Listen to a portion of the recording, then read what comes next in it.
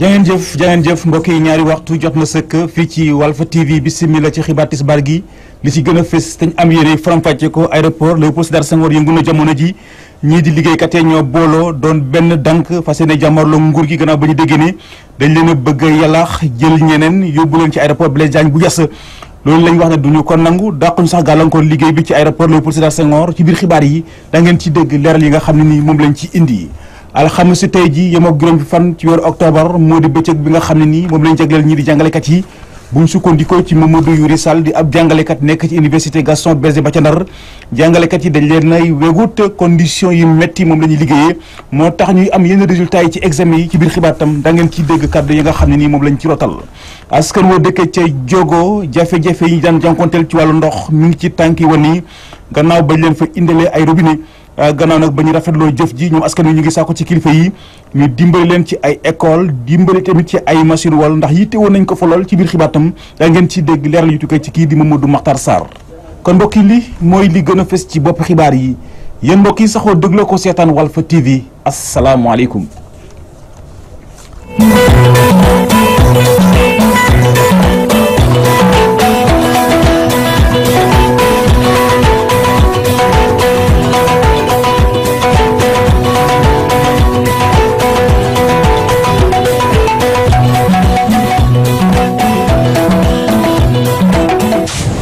aéroport Léopold Sédar Senghor fa la ñuy jëm fas yéene fay ubbee xibaar yi ñi nag di liggéeykat yi ñoo booloo doon benn dank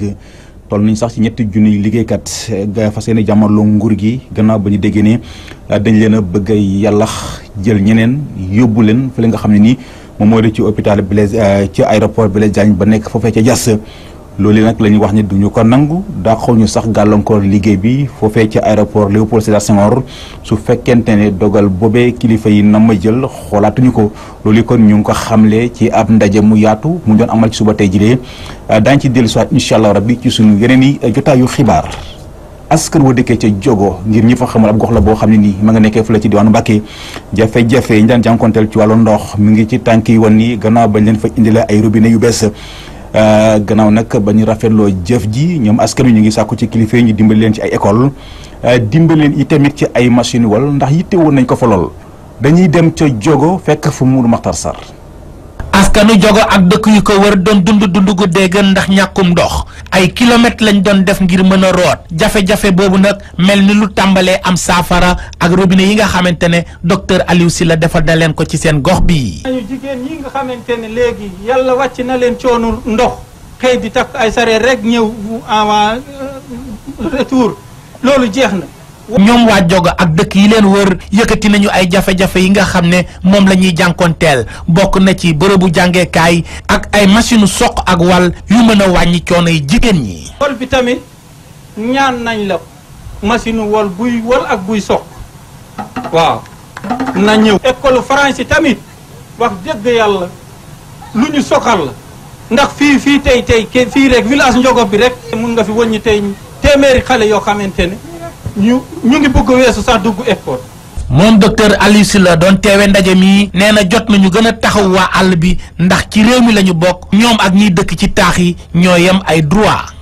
jëlee nañ ndox nag Touba Bogo ba fii. jigéen ñi wax nañ ne nañ leen dimbale ci machine boo xam ne day mbojj ak di soq danañ ko dox ci Aminata Mbengue Ndiaye danañ ko dox ci président de la République. ñi nga xamoon ne dañoo ndóol ci Sénégal parce que Sénégal ni ñu ko daan doxalee dëkk yu mag yi rek ñoo daan am forage. ñooy am ndox ñooy am lamp waa àll bi dëkk dee rek ñu ne Ndakaaru ñu ngi sant yàlla ñu ngi lekk seen ceeb bi jëni coof di am seen climatiseur te gënuñu leen Sénégal yi ñun ñëpp ñoo ko bokk créer école dans un village su amee ay élèves rek loolu yomb na te dañu bëgg école yi ñëpp jàng Sénégal ñëpp a yem ñëpp a war a jàng. bi nga xam ne mu ngi jeexal ay kàddoom nee na jot na président Macky Sall gën a jàppale responsable yi nekkee ci département bi su ko defee ñu mën a amal politique de développement bu mucc ayib Touba Mbacké Mamadou Makhtar Sarr pour la radio télévision Walfadjri. juróom benn téeméeri hectare ci suuf ma bamte ko juróom benn téeméeri hectare ci suuf moom la Talla Diagne mi meeru dëkk bu sell bi di Thiénaba jël daal di koy jox ay promoteur ngir ñu def ab zone économique spécialisée muy nag loo xam ne nii ba mu koy def ñeent fukki conseil ak juróom benn yi seq mairie bi daanaka yëguñu tinuñu ba tax ñu fippu askan wi ñëw doole leen si ñu daal sàkku ci procureur de la république mu dugal ci loxoom lu ko may kat bakkan dina rot fële ca Thiénaba ndax duñu seetaan benn yoon ñuy caxat-caxate seen suuf sile dañuy dem ca Jogo fekk fa soxna Maimouna Seck. coowal suuf jub na fële ca dëkk bu tedd ba di Thiénaba buñ sukkandikoo ci conseil municipal bi di Ndiaga Dieng maire bu dëkk ba di Talla Diagne dafay jox lu tolloog juróom benn téeméeri hectare ay promoteur ngir ñu def fa zone économique spéciale te loolu le daf ko def ci ginnaaw conseil municipal bi le te damay wax au nom de tous les conseils 46 conseils municipaux de Thiénaba parce que dañu jékki-jékki rek ñun waxuma la réunion waxuma la délibération waxuma la convocation waaye ñun dañoo jékki-jékki rek noo ci amandoo ak ñëpp gis-gis ci télévision bi xool mu yëkkati benn këyit nii ni délibération bi def nañ ko ba pare yéen partenaires yi ñetti téeméeri hectare moom ngeen doon laaj waaye juróom benn téeméeri hectare fekk ngeen ñu defal leen loolu sax techniquement moo mënta ne parce que loolu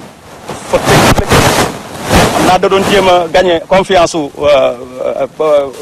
partenaires yi moo tax mu wax ko waaye ab délibération mënta am te conseil rural taxawuñu te dem ci loolu sax Ndiaga Dieng di ñaan procureur de la république ngir mu jër mbir mi ak ay loxoom balaa sax yeneen suuf ñu koy jaay ay promoteur privé. le conseil est là man amul benn conseil boo xamante ne mas naa ko loolu bu amoon sax ñu doon avant lii di am kon procureur de la république ñu ngi koy ñaan autosaisir moom ci boppam woo ko laaj ko fan la ko teg te dem ci autorité administrative aussi ba xam ndax approuvé nañu délibération boobu wala déet. Abdou Aziz Diop nag nekk coordonnateur régional bu forum civil fi ci Thiès dafa ñëwoon ngir soutenir population boobu ñu tooñ. bi ñu jotee saisir ñu waxtaan ceeg suñu kilifa yi ci kaw Mouhamed Mbodj ak ñi nga xam ne ñooy ñëw pour population yi ñu nag suñu démarche ñaar la mbir bu ne ba lañ ci dugg dañuy xam mbir mi lu ko waral liñ ñu wax mooy maire bi dafa jël juróom benn téeméeri hectare délibérément maanaam laajul xalaatu population yi pour bëgg ko jox benn promoteur privé li yoon wax nag parce que acte 3 lañ wax amatuñu communauté rurale même turu village sax dañ ko war a jëlee ay quartier lañ war a nekk parce que léegi c'est des communes acte 3 li mu wax article 6 et 7 daf ni dañ taxawal ay cadre de concertation mais loolu ba léegi soo xoolee muy Thiès muy faneen taxawaluñ ko cadre de concertation yi lan la koy waral mooy y a la démocratie représentative et la démocratie participative démocratie représentative ñëpp mënuñoo falu il faut ñu am ñu tànn muy ay conseillers génn ci maire démocratie participative mooy population yi askan woowu fal nag kañu fal dañ ko dénk ka nga dénk nag da nga koy surveiller du moomeelam du alalam lépp lu mu ciy def si sañ-sañ laaj na mu laaj xalaatu base bi maanaam base bi mooy article 7 li ma ko waxee mooy wàcc ci population yi ne leen ñun kat am na mbir mu ñu nisar mu jëm ci soqali diwaan bi mbir moomu la ñuy laaj seen xalaat fu ngeen ko gisee. ña yeewoo ca dëkk bu tedd boobule nag nee nañu taxaw nañu temm joxe seen bakkan ngir rek benn loxo bañ a tegu ci seen i suuf ndaxte loolu rek la ñu yaakaar ngir dund ak dundal seen njaboot. Thiès Maimouna Seck pour la radio-télévision Walfadjri. Talla Diagne ak ñoom ne ñuy wax ni dara jàppale lu dul iñaan ak soxor xam nañu ndam li mu nar a am su fekkente ne projet bi taxaw na ca Thiénaba moo tax ñu bëgg cee xëpp suuf waaye suul ker nag du ko tere feeñ projet bi dina am ci ni wala mu amee ci nee rek. Adama Diop Talla Diagne ak soxna Maimouna Seck. lépp nag mi ngi tàmbale ci lettre bii nga xamante ni moom le ministre du renouveau urbain de l'habitat et du cadre de vie yónnee gouverneur de la région de Thiès monsieur Amadou Sy. ci lettre boobu objet bi mooy identification de site pour abriter un pôle urbain dans la région de Thiès. le gouverneur bi mu ko jotee mu jox ko préfet monsieur Alioune Badara Samb. te gouverneur mi ngi jot lettre bi le 26 mai 2016 sous le numéro 0925 léegi le préfet jot ko le 9 juin 2016 sous le numéro 1024 mais préfet yónnee ñu benn bordereau de transmission transmettre ñu document boobu ak lettre ministre bi won ni ñu nañ jël disposition yi nga xamante ni moo ci war pour bu fekkente ni am nañu site boobu ñu mën ko présenter. c'est ainsi que le 20 juillet 2016 ci le conseil municipal bi ci le maire convoqué conseil municipal bu Thiénaba bi ñu toogee waxtaan booba 32 conseillers ñoo teew ci 46 conseillers yi nga xamante ni moo am ci conseil municipal bi ñu ñëwee waxtaan maire exposé leen li nga xamante ni moo nekk ci biir lettre bi ak liñ ci soxla ak impact bi nga xamante ni pôle urbain boobu dina ko am ci sunu gox bii ak it li nga xamante ni mooy le projet bi nga xamante ni c'est cher au président Macky Sall mooy émergence bi li nga xamante ni lii dina ci bay li nga xamante ni moo ci wàllam. parce que nit day am xalaatu ëllëg mais du ma dem te kenn du dem mais coxor la gis nga gars yi organisé danoo soxor mais li leen tax a soxor nag mooy danoo tiit te danoo jàq parce que danoo yaakaar ni li nga xam ne mooy ay résultats yi am fi ni amul woon mosu fee am boo demee nii rek ci ginnaaw Thiénaba di nga fi fekk benn satadoo man maa ko fa def boo dikkee ci buntu maire bi poste bi fi nekk ci man la maa ko fi def boo demee fii ci Ngomeen Balla projet 100 hectares boo xam saa bu ñu xëyee lu ma téeméeri nit ci commune bi dañ dem liggéeyi am ca dépasse jox seen njaboot ma nga fa ci man la ci la jaar te ñoom mosu ñoo def lenn loo xam ni nit mas na cee am njariñ kon loolu su dee am il faut ñu ignorer nu ko ah mboolem dëkk yi nu wër dëkk boo fa dem poto yaa ngi sampe fii yaa ngi lonke mais loolu nag lañu yaakaaran ni conseil bii fi nekk ñu doon xeex bañ ñu toog suñu toogee du ñu am résultat boobu nag commencé na am ñu ne nan ko yàq boobu suñu mandat jeexee duñu am lu ñu wax mais loolu passé na. ñu wax ci leneen alxamisu tey jilee yem ak juróomi fan ci weeru octobre moo di bëccëg bi nga xam ne nii moom lañ jagleel mboolem jàngalekat yi buñ sukkandikoo ci Mamadou Youri Sall di ab jàngalekat nekk fële ci université Gaston Berger ba ca Ndar jàngalekat yi dañ leen a wegul fii ci Sénégal condition yu métti moom la ñu liggéeyee moo tax ñuy am yenn résultats yu bon yi ci yile examen professeur Mamadou Youri Sall ñu teewlu ko ci téléphone soxna Safirou Cissé. jàngalekatu Sénégal xëy na am na koy xoolee di nga wax ni sonn nañu bu baax ak nekkuñu ci anam bu gën waaye boo xoolee ci nag réew yi ñu wër xaw nañu tane tuuti waaye nag ñu war a meluñu ko lu tax mooy boo xoolee li ñuy joxe ci ay résultats baaxeewul noonu téeméer yu dugg ci njàng di defi examen lu néew juróom fukk ñooy am certificat wala ñooy am BFM wala ñooy am bac loolu mooy ni njàng mi jamul mooy njàng mi eggul fu mu war a egg ndax ñu jox téeméeri xale war nga lu mu bon juróom-ñetti fukk yi am li jaasa bi waaye Sénégal amul fenn foo ci dem ci examen yi bu jëlee téeméer lépp juróom fukk am lu jaasa bi ñëpp loolu nag mooy njàng mi waxee na bu baax loolu mooy nag jàngalekat yi amuñu lu ñu bëgg li tax amuñu lu ñu bëgg nag mooy dañ leen di chargé ba mu ëpp bu dee jàngalekat da nga ko jox juróom-ñetti fukki élèves ci primaire ëpp na sopp boo ëpp na juróom fukki élèves ci secondaire ëpp na sopp waxuñu boo demee université nag ay junni nga leen di jox temps bi ñuy passé di jéem a corriger ay copie moo ëpp téeméeri yoon temps bi ñuy passé di jàngale loolu nag mooy andi résultat yu bon yi loolu sëñ xool ko bu baax pour que njàngal mi jëm kanam li ñuy sàkku rek mooy ñu xoolaat bérébu jàngalekaay yi nees jàngalekat bi ci ay anam yu xaw a tane buñ ko chargé ba mu ëpp ne lu mën a àttan ci jàngale primaire bu mu passé ñeent fukki xale ko jox lu ëpp loolu ci jàngale secondaire bu mu passé fanweeri xale ci jàngale université bu ko jox des milliers de copies da nga koy jox rek lu mu àttan boo ko defee lu mu àttan rek xëy na mu def ci ay dooleem mu am ay résultat waaye boo defee loolu du baax loolu rek la ñu war a xoolaat. loolu di may ñu dellu wax ci ubbi teeg l'école yi ñeel jàngalekat yi démb la woon fële ci diwaanu Louga lépp na jàll na ci yoon jàngalekat yëpp ñëw nañu loolu doonoon occasion sax si ñoom ñu daal di fàttali nguur gi accord muy dëppoo yi nga xam ne nii jotoon na ko xaatim ak ñoom ak kër yooyu la ñuy xaar ci ñoom ñu jëfee ko lu ko mooy kat daañu delloowaat buum ca boy ga dañuy dem ca Louga fekk fa Omar Kayre. ñoo ngi ci école 2 nekk ci commune bu Louga fii nag ubbiteeg personnel administratif bi ak jàngalekat yi dafa mel ni lépp jaar na ci yoon ndax daanaka ñoom ñëpp teew nañu ci école bi. enseignants yi pratiquement à 90% ñëpp ñëw nañ et ñi ñëwul aussi vraiment woote nañ pour xamal ne vraiment dañu am empêchement souvent parce que dañu feebar. maintenant tout à l'heure benn réunion la ñuy def boo xam ne bii dañuy ñëw comme ñëw nañ rek ñu xool. nan la ñuy matérialiser le slogan peut-être ubbi tey jàng tey. lu mel noonu la ñu seetlu ci CM Modou Awa Balla Mbacké foofu tamit 90% professeurs ak surveillants yi teew nañu ci école bi waaye nag Aboubacrine Fall mi di principal bi am njàqare lool ci màggataayu yenn infrastructure yi nekk ci bërëb boobu ak ñàkk table banc yi nga xam ne moo am ci daara ji. fan yi ñu seetlu syndicat d'enseignants yi génn ne dañuy déposer ay préavis de grève mu di lu jaaxal lool ñoom acteuru éducation yi di woo nguur gi ak jàngalekat yi ñu waxtaan bu ko defee ñu mën a amal année scolaire 2017-2018 bu dal. gouvernement bi par rapport au syndicat d'enseignants respecté wuñ seen parole donc ñoo ngi dégg les syndicats d'enseignants commencé di wax naan dañuy aller en grève donc ñoom nañu respecté accords yi ñu defoon ak syndicat d'enseignants yi pour que année bi bañ a am grève di perturber njàngu xale yi. ñun vraiment bu ñu sañoon du am benn perturbation parce que le quantum là dañ koy bu fekkente ne amee grève yuy jóge ci enseignants yi wala ci élèves yi day grève quantum bi donc ni ñu toogee waxtaan daal li ñu war état bi lu mu war a def mu def ko ñu jàngale yi dañuy jàngalekat moom kenn waru ko wax ay bu xasee ubbi rek moom xam na lu ko war ñoom déjà kenn du leen soññ ci jàngale beeg yooyu. bu dee ndongo yi nag ñoom altine la seen école di tijji ñu bëri yàkkamti ko nag ngir njàkk mekk njàngale mi war a tàmbali. Omar Kayre, Louga, Walfadjri. wax ci wàllu politique wax itamit jotaay yi nga xam ne nii Aly Ngouille Ndiaye mi jëwriñ ñuy dénk kaaraange biir réew mi sàkk na ko ngir mën a dajale opposition be nguur gi ñu toog waxtaan rek jéem a xool lenn ci ay jafe-jafe ñu koy fal nemmeeku ci wàllu fichier beeg yu ñuy mel ñu jéem a xool daal naka lañ ci indi saafara waaye bu fekkente ne sukkandiku nañu ci parti politique yi nga xam ne ñoo ànd ak nguur gi ñoom leen si jaax rek mooy limu parti politique yi dafa bari lool te loolu yi mën naa indi ay jafe-jafe ci gise googee waaye buñ sukkandikoo ci opposition bi ñoom nee nañu fu mu toll ni taluñu ay toog la ñuy xaar ci Aly Ngouille Ndiaye mooy mu jéem a saafara yenn problème yi nga xam ne nii daanaka mënta ñàkk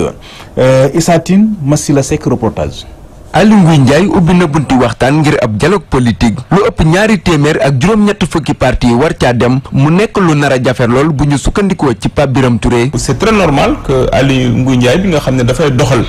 vision président woote dialogue pour que parti politique yi mun a daje ñu am question yu bëri yoo xam ne dañ ciy waxtaan. mais loolu aussi mënuloo jël 300 partis wala nga jël 200 partis ne ñoom ñëpp opposition lañ dañ leen di jox. da ngay wax ak ñoom mënul nekk donc dialogue yi sax day poser problème ndax doo xam koy waxal ndax parti yëpp bu ñu ñëwee am reconnaissance ñoom ñëpp dañoo yem dignité. waaye genn pàcc ci ñu fareeg ci kujjeeg politique gi rawatina waa PDS dañoo jàpp ne am na lu ñu war a lijjanti ba noppi. Aly Ngouille dafa doon yëglu rek dafa ñëw bees ci ministère bi di wër ay nitam di def communication mooy ñoom communication la ñu nekk. gouvernement bi dafa truqué élection yi décider ne élection du am décider ne carte yi kenn du ko joxe. décider dinañ ko reporter décider dinañ ko yàq loolu la ñu wax ne balaa ngay wax leneen nañ ko régler dañu ne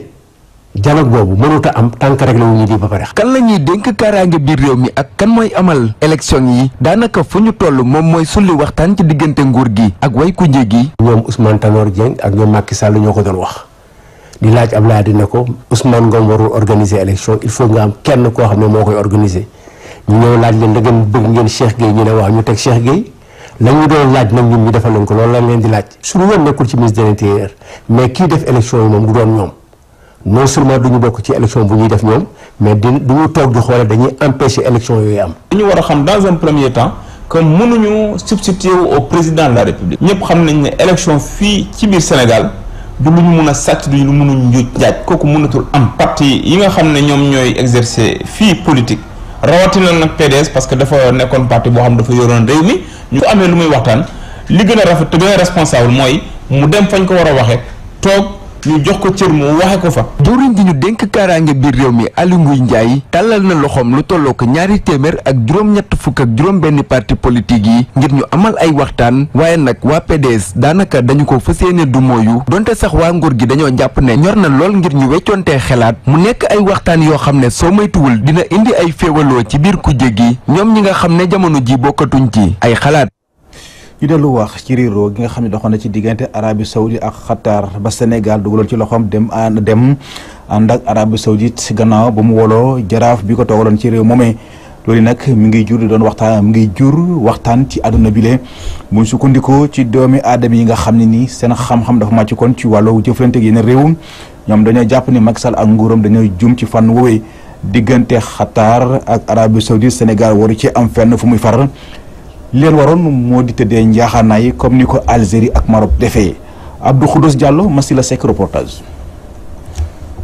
jokkalante bu tar bi nga xamante ne bu nekk ci diggante Doha ak Riyad tax na ba Sénégal am jafe-jafe ngir tontu ci ginnaaw jëwriñ biñ dénk réew bu Qatar génn ci journal boobu lit bu Jeune Afrique di xamal que ne Ndakaaru nee na dogal bi ñu jëloon ngir jàppale Arabie Saoudite nekk na ab jumte. loolu nag xam naa ne mën na tilimal taxawaayu Sénégal ci mbiru diplomatie am ci biir monde arabe ak ci biir àdduna bi yëpp li nga xam ne moom le ministre bi ñu dénk mbiru bitim réew bu Qatar wax nee na moom président Macky Sall moo ne moom ko dafa juumoon dañu ko waxoon daal ak li am bokkul. li nga xam ne moo nekk diggante Doha ak Riyad Sénégal yaakaar naa ne moom dafa teel a jël décision boo xamee ne bile dogal bi mooy mu au ambassadeur mu ñëw. foofule ci université Cheikh Anta Diop bu Dakar étudiants yi jàng relation internationale ñoom sax bëgg ñu cee addu ndaxte mu mel ni xamuñu si lu bëri waaye étudiant bile mi ngi ñuy xamal. relation internationale yi état yi amuñu ay xarit amuñu ay xarit seen intérêt la ñu am ku nekk da ngay jéem a xool sa intérêt fa la nekkee nga mun kaa préserver Qatar Arabie Saoudite et bépp état bu ci bëgg a dugg rek foog nga assumer sa responsabilité boo faree fenn rek xamal ni keneen da lay mere. kooku la di ancien ambassadeur bu Sénégal nekkoon foofu la ci Égypte dem bay sax naan. Maroc dafa décidé ne man kat Arabie Saoudite yow laa àndal mu yónnee leen benn bateau bu fees ak lépp loo xam ne mbay la ak lu ñuy lekk yónnee ko waa Qatar. Algérie dafa jël tàndarma mu yónnee ko maanaam waa Qatar Sénégal nag mënoon na jël sax comme ñun li ñu gën a am te si Qatar gën ko bëgg ak pays arabe yi mooy jën. ñu te jën bari la nañu ko ñu jël bateau jën yoo nekk waa Qatar wan na Arabie Saoudite suñu xarit ngeen. foofu la ca Qatar fi nga xamante ne fu mu ne nii Karim Wade fa la nekk ginnaaw buñ ko génnee prison ñoom ñu ngay def seen kem tolluwaay kattan ngir daal di jëmale kanam seen diplomatie ci jamono ji nga xamante ne Sénégal yéex naa indi ay tontu bu leer ci mbir moomu la. jaajëf Abdou Khoudoss Diallo ñu ngi lay sant di la gërëm mbokk yi dikk ak yéen ci xibaaru bitim réew yi soxna Fatoumata Sey lañ ciy àndal.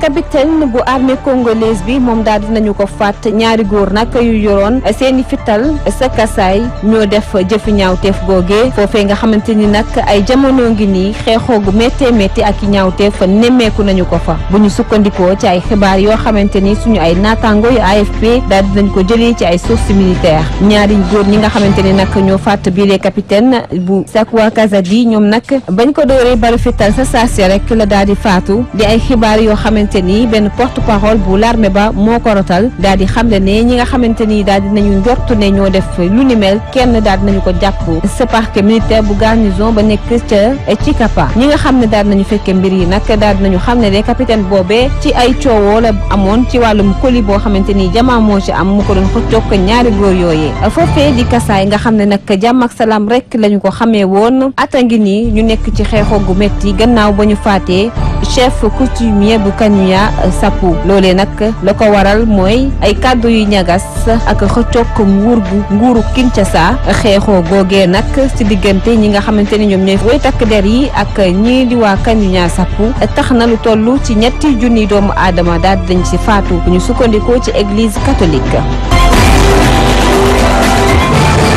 woy takk der yu irakien yi daal nañu xamle ne ci alxames gi les juróomi fan ci weeru octobre daal nañu tegaat loxo dëkk bii di Hawija nekk nag bërëb bu mujj bi nga xamante ni état islamique tegoon nañu fa tànk ci bët gànnaaru Irak ñoom ñoo ñee di woy takk der yi ñu ngi xamle ba léegi ne ñu ngay woyal li nga xamante ni moom mooy seedub xeex waaye it di gën di jëm kanam ngir fexe daal ba fépp foo xamante ni état islamique teg nañ fa tànk rek ñu daal di leen fa dàq te àllarbay jiile yemoo ko ñeenti fan ci weeru octobre ñi nga xam ne ni ñoom ñooy force gouvernementale ba daal dinañu dàq ñi di jihadiste ya ci autoroute bi nga xam te ni moo boole Kirkuk ak Tikri ba nekk ci bët saalumu Hawija bërëb boobee nga xamante ni ñi ànd ak xalif bi ñu ngi ko yoroon ñetti at a ngi nii ay xibaar la yoo xamante ni mu nga dippee ci ay sources de sécurité.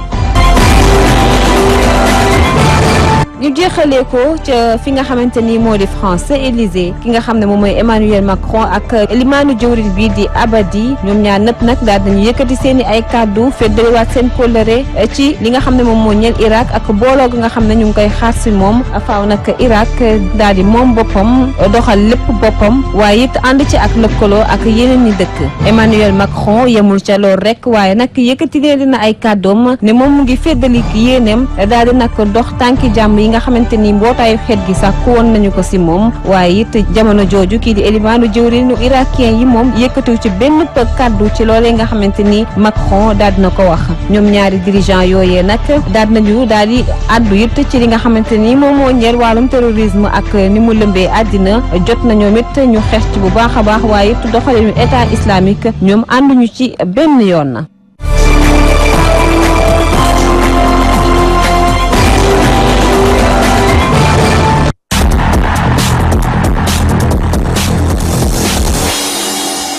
jaajëf soxna Fatou Mata Sey ñu ngi koy sant di ko gërëm mbokk yi kon ci foofule ci la ñuy tàbbisee ak yéen ci xibaaru tàggat yaram yi Cheikh Ahmed Tidiane Gomis lañ ci àndal sëñ Cheikh asalaamaaleykum. maaleykum salaam Seydina Omar. tàmbali ko wàllu football Sénégal Cap Vert fan la ñu toll ci wàccaay yi. sunu gaynde yi jugee nañu Ndakaaru ñu ngi jëm àgg nañu fële nga xam ne mooy Praia. Samedi nag la ñuy amal match bu am solo ak Cap Vert match la boo xam ne ñoom ñaari équipe yi ku ci bëgg a dem Russie faw nga am ci ndam raw na ci nag ñun Sénégal bu ñu buggee daan jël première place bi waaye nag équipe bi ak Aliou Cissé ñu ngi doon fële ca Saly foofu lañ doon waajal match boobu Thierno Daaf moo ñu ci wax li fa xewoon. dem jëli ndam li ci Praia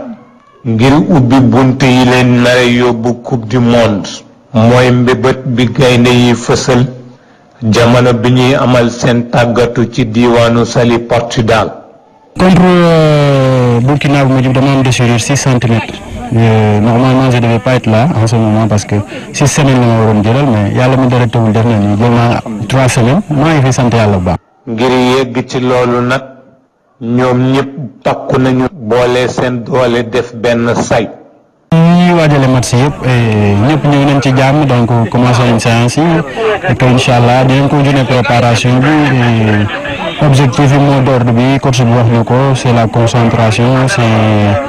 c'est d'aller là-bas et gagner le match parce que je pense que ni tey amul kenn ku ñu gën a bëgg qualification parce que ñun biñ nekkee xale dañu rêvé jouer compétition bu mel ni donc tey am nañ possibilité bi et que dinañ def lépp lu ñu mën ak lu ñu mën pour gagner match yi incha allah. rawatina nag ci gis-gisu Serigne Modou Kara Mbodj ni moom ak gaynde yi mu àndal ëppale nañu benn match ñi ñuy jongantel. Je pense qu'il faut que jour bu ne mu adapté wu ci situation bi ni mu mel je pense que c'est pas la première fois ñuy jouer synthétique il y a qualification Coupe d'Afrique yi ñu génn jouer ni match yu bari ci synthétique et que lépp solo mooy gagner rek ñu ko defee baax na mais bon même si bu ñu mënee am jour boo xam ne de faire plaisir au peuple sénégalais mais le plus important je pense que aujourd'hui c'est de prendre les 3 points. Je pense que ni bëgg nañ qualification bi mais ñun kenn gënuñu koo bëgg parce que waaw ñun dañuy doon xale ñun ñëpp bëggoon jouer coupe du monde donc am nañ possibilité bi tey lu ñu gën a pousser rek xam nañ ni des fois c'est normal xam nga gars yi mer critique ak yooyu mais yàlla baax na Sénégal moo ëpp solo daal. ngir ñu gën a mën a xosi nag ak gën a mën a màttaate gaynde yi dalal nañu jëwriñ gi ñu dénk mbirum tàggat yaram bi di Matar Ba. Mbour Thierno Daaf radio télévision Walfadjri. jaajëf Thierno Daaf ñu des ba tey ci wàllu football coupe du monde 2018 Argentine tey ji la ñu xam ne dana qualifier waawam léegi. waaw tey jii match bu am solo moom la Argentine am ndaxte dalal ki nga xam ne moom mooy équipe boobu ñuy wax Pérou nag moo nekk ci li nga xam ne mooy ñeenteeli place bi mooy place boo xam ne qualification directe la kon nag xëccoo bi diggante Argentine ak Pérou la faw ñoom Messi jéem a am victoire buñ ko amee rek mën nañu yaakaar ne que ñoom dinañu dem lii di coupe du monde. Bolivie Brésil qualifié na ba pare waaye nag dafa bëgg rek des ci première place bi. Venezuela mooy daje ak Uruguay nekk ci ñaareeli place bi. Colombie moom mooy daje ak Paraguay kii di Chili nag moom tamit tey jii Chili faw mu am victoire ci kaw ki nga xam ne mooy Équateur ba pare am yaakaar lii di Argentine ak Pérou ñoom ñu match nul pour mu mun a jël ñeenteel place su qualification directe boobule. ñu wax ci wàllu handball coupe du Sénégal. waaw Seydina Omar Ba handball nag fu mu nekk nii demi-finale coupe du Sénégal yi jigéen ñi ñooy door suba Duc mooy daje ak Saltigué di match choc ñu àggali nag ci wàllu jigéen ñi demi-finale bi dimanche ci stadium Iba Mar Diop Gaston Berger bu Saint-Louis mooy daje ak waa Tivaouane bu ñu ñëw ci góor yi ñoom dimanche la ñuy amal seen jongante yi seen demi-finale yi ci stadium Iba Mar Diop Saltigué ak Gaston Berger ñaari équipe yi deuxième division lañ nekk beneen demi-finale bi nag mooy match choc bi GIA mooy joué ak Union Sportive bu Rail. jeexale ko wàllu surf. waaw Seydina Omar Ba surf muy xeetu tàggat yaram boo xam ne barewul li maanaam liñ koy wax fii ci Sénégal waaye nag am na fédération ba am na ay surfeur fu mu nekk ni nag ba 2018 Sénégal moom la ñu jox mu organiser Coupe d'Afrique boobule ba tax na fu mu nekk ni ñoom li ñuy wax rek nee nañu lépp yemb nañu des na rek mooy ci nguur gi ñoom tamit ñoom ñu jàpp ci organisation boobu jaar yoon na fi Amar. waa WSL di kuréel bu boot wàllum surf ci àdduna wërngal këpp dinañ amal benn jongante atum 2018 fii ci Dakar bi la dogal nag ñi ngi ko jël gannaaw ba ñu tabbee ab sénégalais def ko comme manager général ci wàllu bii nga xamante moo di Afrique de l'Ouest El Hadj Omar Sey. Ça fait des années qu'on rêvait d'avoir une compétition. ay at a ngi nii ñu bëggoon tàmbale jongante yi defal ko sunu bopp waaye koppar yi ñoo fi neewuloon léegi nag yemb na atum 2018 lay doon ak ñu gën a xarañ ci mbirum surf ànd ak staff bu baax lu toll ak ñetti téeméeri ak juróom benn fukk doomu aadama yoo xam ne dañoo war a ñëw Sénégal. 360 personnes qui vont se déplacer au Sénégal. ngir organisation jongante bi jaar ci yoon dinañ tëral ab confédération africaine weerub novembre bi di ñëw ca Maroc Sénégal bëgg ci am ñaari poste. La confédération africaine se déroule au Maroc. confédération africaine nag dinañ ko amal ci Maroc li sabab mbir bi mooy jeux olympiques yi war a ñëw lu nu mel nag dafa war a tax ñu gën a dëgëral équipe africaine yi yooyu élection nag dinañ ko amal ci Rabat le 24 et 25 novembre bi di ñëw Sénégal nag ñaari poste la ci bëgg am bu ci mel ni vice président boo xam ne moo yor lépp luy wàllu njongante ak trésorier général mbirum koppar. ngir organiser nag jongante gu rëy googu budget bi toll na ci lu ëpp ñetti junni euro El Hadj Omar Sey di woo autorité réewum Sénégal ngir ñu sub ci seen loxo jàppale bu baax fédération bi. WSL Monde dina indi wàllam fédération bi itam dina def lu mu mën ñuy xaarandi bu baax a baax ministre bi yor wàllu tàggatu yaram bu tourisme ak bi yor gàncax ak képp ku ñu bëgg dimbale nit yu bëri dinañ ñëw fii Dakar fekkee si xew-xew bi Sénégal mosul organiser coupe du monde li ni mel ni di guléet ab jogante bi nag war nañu mën a jaay bu baax tourisme du Sénégal. À travers cet événement-là, mais le tourisme peut exploser. waaw kooku moo doon waa surf kon nag Seydina Omar Ba loolu lii moo fi rusul ci wàllu tàggat yaram. soj bi métti na ah soj bi. waaw xam nga rek dañu nekk ci période bi. tàngaay la. waaw tàngaay et puis taw bi tawoon xam nga démb. moo tax ñëpp fu mu nekk nii. mais da ngay jënd fukki dërëmu gerte caaf rek nga yëy ko bu mokk daal di koy wan. yëpp la ñuy. wan na lépp rek léegi nga tàqali ko moom. Seydina Omar Ba waaw baax na. jaajëf Cheikh ñu ngi koy sant ko gërëm mbokk yi kon ci foofule ci la ñuy tàbbiseeg yéen ci ñaareelu xaju xibaar yi benn ponk la te mooy li ci yéene kaay yi ki ko nafar Abdoulaye Bopp la.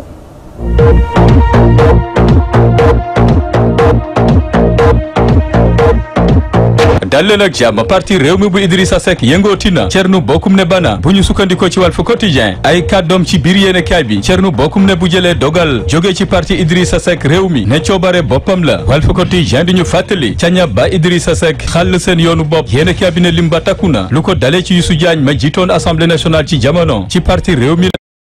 muy ba Idrissa Seck Pape Diouf jóge ca parti réew mi bu Idrissa Seck Omar Gueye bu Sangalkam ba parti réew mi bu Idrissa Seck Ousmane Thiongan ma ne woon ca parti réew mi bana ko ba ci notaire bii di Nafissatou Diop Cissé bana Idrissa Seck ak partem réew mi ba ci kii di Wali Fall yéen cabinet ñoom ñëpp a woon ginnaaw Idrissa Seck am ñenn ci ñoom ñi jege lool tey njiitu réew mi Macky Sall yéen cabinet ndax Thierno Bocoum mi woon ginnaaw Idrissa Seck ndax dina wutali njiitu réew mi Macky Sall am déet yéen cabinet Le Quotidien Idrissa Seck ñàkk na kàddoom ka yoroon kàdduk parti réew mi jóge jóge na fa di Thierno Bocoum ma fa tekki ndombal tànkam démb yéenekaay bi gis ne Idrissa Seck ña toppoon ci ginnaawam yëpp kenn newatu fa Idrissa général amatul lieutenant Omar Gueye ma ne woon ca wetam dem na Pape Diouf ma ne woon ca wetam dem na ba ci Mame Lena Sène tey Thierno Bocoum jël dogal woon ginnaaw parti gi ni mel ay kàddoom ci biir yéenekaay bi Thierno Bocoum ma ngay leeral ne du dakkal benn yoon la mu yëngu ci wàllu politique fas yéene taxaw ci intérêt réew mi Thierno Bocoum ne fu réewum Sénégal toll ak jafe-jafe askan wi di dund ci nguuruk Macky Sall bile doon lu ko jaaxal lool moom Thierno Bocoum fas yéene xàll yoonu boppam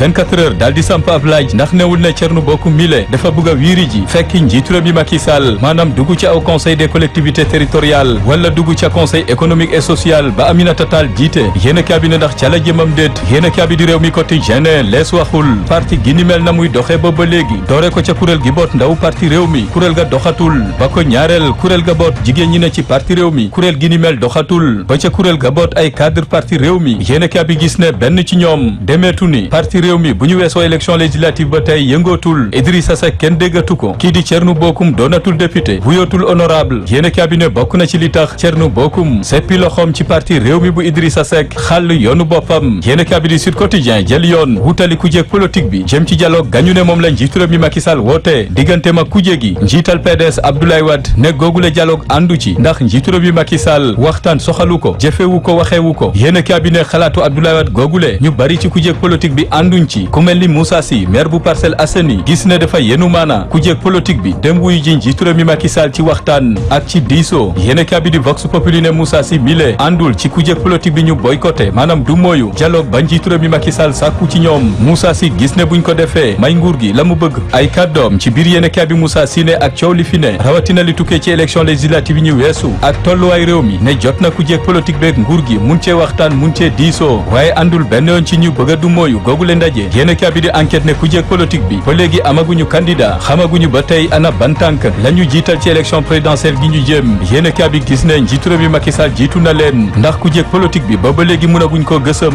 yàggul dara lii di coow juddu na ci coalition Benno Bokk Yaakaar ba ko dar parti yafane tàmbalee fippu waaye yëngalul benn yoon njiitu réew mi Macky Sall tëjum kaso Khalifa Sall gësamul Macky Sall ba ci Karim Wade mi faf gàddaay wutali doa enquête ne fañ na ngóoro rooga dem na xolum o fañin fañ ca wàccaca njiitu réew mi Macky Sall mi ko fi waxoon doon mbër mu ub lamb ji tey ba kujje politique bi mënaguñ ko daan yéen a bi di l'Observateur xëy di ñu dégtal ay kàddu Alioune Sow njiital MPD liggéey te jëlee fi nguuruk Macky Sall taxu koo jóg leneen lu mu leeral ci biir yéenekaay bi moom Alioune Sow mi takkaat soxna yàggul Alioune Sow ne mu ngi ci ñetteelu soxnaam ñaar ña jot na leen a fase kamu mujjee tàkk di Mari Wade Alioune Sow leeral ne bu ko neexoon des ci célibataire fu ko neex dem fu ko neex dugg lu ko neex def waaye dafa toll ci dencum soxna yéenekaay bi di l'Observateur bëgg a xam ne ana lu tax Alioune Sow fase ñaari soxnaam Alioune Sow ne déet du ca tontu ndax cër ga mu jox doomam bu jigéen ne rus na di wax yenn yi ci wetam ñu dem ci yéenekaay bi di Les Échos mi xëy wutali Assemblée nationale yéenekaay bi ne bari na fa ña fa nekk te jël retraite ba tey nangoguñ fa jóge ci seen poste yéenekaay bi ne doore ko ci secrétaire général bu Assemblée nationale di Marie Joséphine Diallo ma ñu ne atum 2011 ba tey la jël retraite te ba tey ma nga mooy fa mu nekk jógeegu fa adjoint di Baye Niass Cissé ma jël retraite te ba tey ma nga fa ba ca directeur de la comptabilité ba ne ci Assemblée nationale di Thierno Amadou Diaw 2011 ba tey la jël retraite lank ne du dem yéenekaay bi ne bokk na ci li gàllankoor Assemblée nationale lim bu takku ci liggéeykat ya fa ne dëkkee di dund jafe-jafe ba ci chauffeur ya ne ci Assemblée nationale seen koom demeewu ni te am ñu fa jël retraite ba noppi te ba tey demaguñu yéenekaay bi di l'évidence ne Pape Mayel Diop bu deful ndànk dina jóge ci ADS ga mu jiite gannaaw ubbi tepp aéroport Blaise Diagne ba ne ca Diass ndax ADS ga mu jiite moom la ñu nar a soppi def ko Sall SA dénk ko ab doomu France bii di Marie Javier moo fa nar a wutu kii di Pape Mayel Diop yéenekaay bi di Le Soleil xëy amal atterrissage ci aéroport international Blaise Diagne njiitu réew mi Macky Sall ci ndajeb conseil des ministres ga woon démb wax na ci sàkku na ubbi tepp aéroport gi ni mel juróom-ñaari fan ci weeru décembre gi ñu jëm ngir liggéey ba mun a tàmbale yéenekaay bi ne ci googuleem ndajeb conseil des ministres jël nañ ca matuwaay ya ca war bokk na ca gën a ñongal ak beesalaat lii di aéroport régionaux yi fi ne yéenekaay bi di Le Témoin ne dogal geneen gu tukkee ci googule ndajeb conseil des ministres bokk na ci juróomi takk der ya ñu takkal grade général doore ko ci colonel Momar Sène général la léegi Cheikh Wade général Amadou Anta Gueye général Moussa Fall général ba ci Joseph Mamadou Diop général yéenekaay bi di Le Témoin gis ne kii di médecin colonel Momar Sène mi ñu fal bees général mooy directeur général bu hôpital principal bu Ndakaaru yéenekaay bi di Walf Quotidien xëy dikkaat ci ubbiteef l'école gi ne sooxe na lool ubbi tey jàng tey mënuñu ko matal ndax lim bu takku ci école yi ña nga ca biir ndox ma yéenekaay bi ne jafe-jafe gi ni mel moo am ci Ndakaaru am ca Kolda ak Tambacounda ba ca Thiès lu bari ci école ya fa ne ña nga ca biir ndox ma yéenekaay bi ne bu dee ca Tambacounda lii lii di ay abri provisoire maanaam mbaar yaak sàkket ya doon lu gàllankoor njàng ma ca gox ba doon lu metti lool Cheikh Mbow jiital ko SYDEP mi xamle ne njàng munta suqaliku fekk jëlewuñ fi lii di abri provisoire maanaam mbaar yeeg sàkket yi bu dee jàngalekat yi jot nañoo ñaxtu gis ne la leen nguur gi digoon ci saafara seen jafe-jafe laataa ñu jëlaat yoonu école loolee mujj ñu ko matal Dakar Times xëy duñu yëggee ndimbal gu toll ci fukki machine radiothérapie ak ñaar yu ñu bloqué ca Iran yéene cabinet ba tey nguurug Sénégal munagul jot ci yooyu le machine Dakar Times xëy duñu ko gestul ne la sooke jafe-jafe ba bokk na ci réeroo gi mosoon a dox ci diggante réewum Sénégal ak Iran ñeel cargaison maanaam bateau ga ñu ne woon ne dafa yeboon ay ngànnaay teer si Gambie diggante Sénégal ak Cap-Vert samedi gi ñu jëm lay doon ca Praia yéene cabinet requin bleu ya maanaam Cap-Vert fagaru na ba noppi ngir gàllankoor suñu gaynde yi bu ñu sukkandikoo ci kii tàggat équipe bu Cap-Vert ay kàddoom ci biir yéene cabinet stade gis ne xam na yan matuwaay ak fem yamuy tëral ngir xañ Sénégal mu am fa ndam suñu lamb ne matuwaay a ngi nii bees ci lamb ji CNG jël na ko ba ca jiitu fekk combat officiel amul face à face ci mbër yi dootul amati te bépp promoteur gu bëgg a tegg ci stade Demba Diop faw nga joxe caution ñaari millions lu aju ci promoteur yi ak sponsor yi CNG bëgg na leen may gët suñu lamb ne doon lu merloo tey ñii di promoteur yi ndax ñàkk gis seen bopp ci dogal gi ni mel suñu lamb ne combat gàngoog diggante CNG ak promoteur.